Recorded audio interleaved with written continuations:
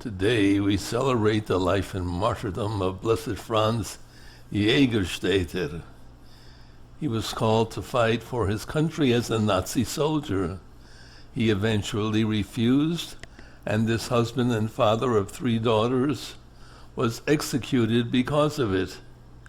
He was born in Upper Austria and lost his father during World War I and was adopted after Heinrich Jaegerstatter married Rosalia Huber. As a young man, he loved to ride his motorcycle and was the natural leader of a gang whose members were arrested in 1934 for brawling.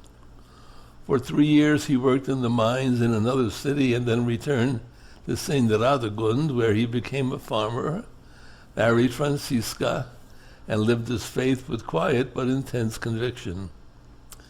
In 1938, he publicly opposed the German Anschluss, the annexation of Austria.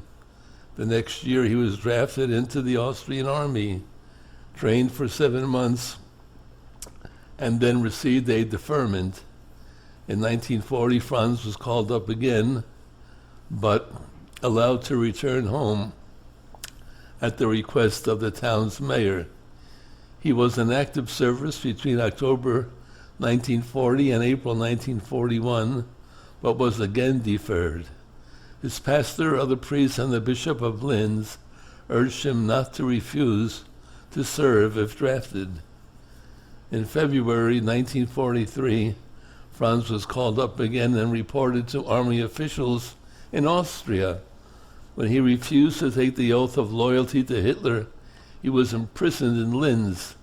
Later, he volunteered to serve in the medical corps, but was not assigned there. During Holy Week, Franz wrote to his wife, "Easter is coming, and if it should be God's will that we can never again in this world celebrate Easter together in our intimate family circle, we can still look ahead in the happy confidence that when the eternal Easter morning dawns, no one in our family circle shall be missing, so we can then be permitted to rejoice together forever." He was transferred and made to a prison in Berlin. Challenged by his attorney that other Catholics were serving in the army, Franz responded, "I can only act on my own conscience. I do not judge anyone. I can only judge myself." He continued, "I have considered my family. I have prayed and put myself and my family in God's hands. I know that if I do what I think God wants me to do, He will take care of my family." On August 8, 1943, Franz wrote to Franziska, "Dear wife and mother, I thank you once more from my heart for everything that you have done for me in my lifetime, for all the sacrifices that you have borne for me. I beg you to forgive me if I have hurt or offended you, just as I have forgiven everything.